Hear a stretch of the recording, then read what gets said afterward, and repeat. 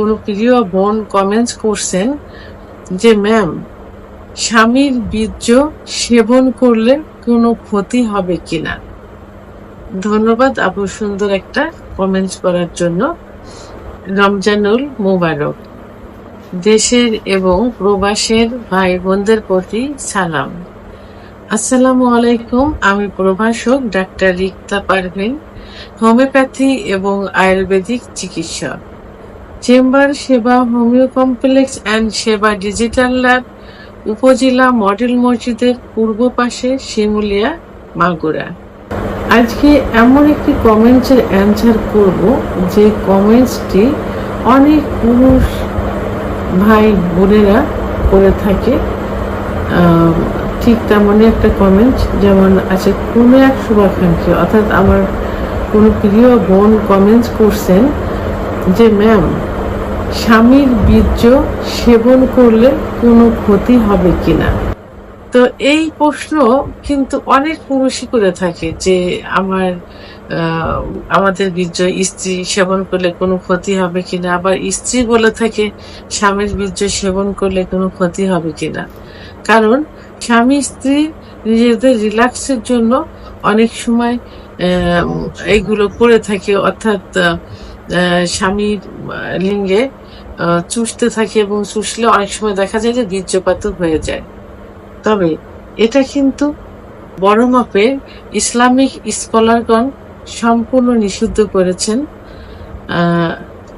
এবং কারণ বীর্য কিন্তু নাপাক জিনিস, আর নাপাক জিনিস সেবন করা কিন্তু হারাম। সেটা ইসলামের দৃষ্টিকোণ থেকে এটা নিষিদ্ধ। তবে মেডিকেল সায়েন্স কি বলে?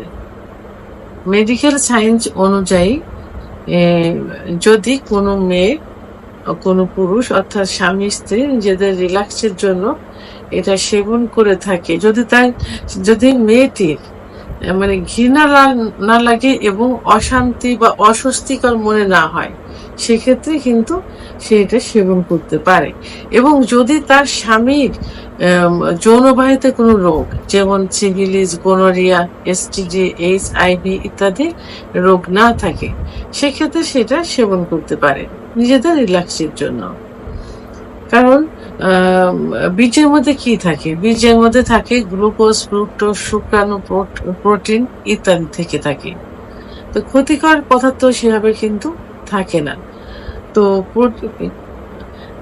বীর্যে সাধারণত ব্যাকটেরিয়া এবং ভাইরাস থাকে, যে কারণে কি হতে পারে, মুখের, গলার, টনসিলের সংক্রমণ হতে পারে। বীর্যে সেরোটোনিন এবং অক্সিটোসিন, মেলাটোনিন থাকে, যা মানসিক প্রশান্তি আনতে পারে এবং ত্বকের উজ্জ্বলতা বাড়াতে কিন্তু এই বীর্য সহায়তা করে থাকে। তো তবে বীর্য কিন্তু হজমের জন্য তৈরি হয়নি, সেহেতু বীর্য অনেক সময় খেলে পেটে অশান্তি, বমি বমি ভাব, পেট ফোলা, পেটে ব্যথা করা ইত্যাদি হতে পারে। তবে অনেকের ধারণা থাকে যে, এবং অনেকে প্রশ্ন করে থাকে যে বীর্য সেবন করলে বাচ্চা হওয়ার কোনো সম্ভাবনা থাকে কিনা। এটা একদম ভুল ধারণা। কারণ বাচ্চা হওয়ার জন্য যে মাধ্যমের প্রয়োজন, সেই মাধ্যমের অবস্থান কিন্তু লয়ার অ্যাবডোমেন অর্থাৎ তলপেটে। সেটা কি? মহিলাদের জরায়ু এবং ওভারি, যে ওভারির থেকে প্রতি মাসে ডিম্বাণু রিলিজ হয়, এবং সেই ডিম্বাণু এবং পুরুষের বীর্যের মধ্যে যে শুক্রাণু থাকে, সেই শুক্রাণু নির্দিষ্ট একটা সময় মিলিত হয়ে কিন্তু বাচ্চা কনসেপ্ট করে। কিন্তু এর অবস্থান তো আর পাকস্থলীতে না, কারণ বীর্যটা খাওয়ার পর কোথায় যাবে? পাকস্থলীতে যাবে। সেহেতু বাচ্চা হওয়ার কোনো সম্ভাবনাই থাকে না। তবে বীর্য যেহেতু নাপাক জিনিস এবং ইসলামিক বড় মাপের স্কলারগণ এগুলো নিষেধ করেছেন, সেহেতু সেটা সেবন না করাই উচিত। এবং এটা কারা করে থাকে? যারা একটু বিকৃতি রুচির হয়ে থাকে এবং যাদের ভিতরে মানে কোনো কোনো রকম একটু ঘৃণা কম থাকে, যারা এগুলোকে শুধু রিল্যাক্স মনে করে। তবে স্বামী স্ত্রীর ক্ষেত্রে কিন্তু এটা খুবই কম হয়ে থাকে। যারা পরকীয়ায় লিপ্ত থাকে, যারা এই যে কলগাল জাতীয় থাকে, এই জাতীয় মেয়ে পুরুষের মধ্যে কিন্তু এই প্রবণতা বেশি দেখা যায়। সেহেতু নিজেদের সুরক্ষার জন্য এবং ইসলামিক আইন মেনে চলার জন্য বীর্য সেবন না করাই উচিত। সর্বোচ্চ কি করতে পারেন নিজেদের রিল্যাক্সের জন্য?